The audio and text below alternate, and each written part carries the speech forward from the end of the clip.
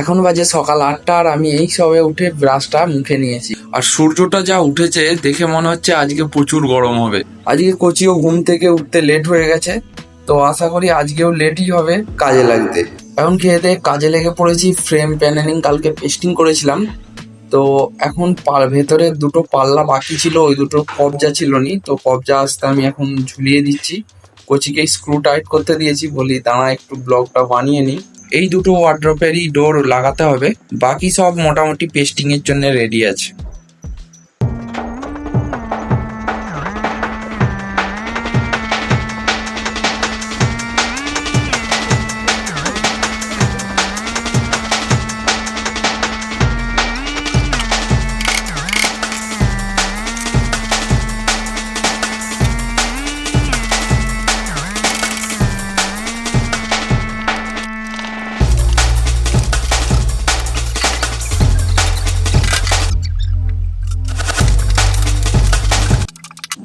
আবারও অনেকক্ষণ পরে বৃষ্টি আরম্ভ হয়ে গেল।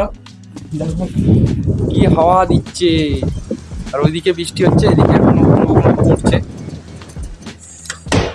ওইদিকে বৃষ্টি হচ্ছে আর এদিকে গুঁড়ো গুঁড়ো পড়ছে। প্রচুর বৃষ্টি হচ্ছে, প্রচুর।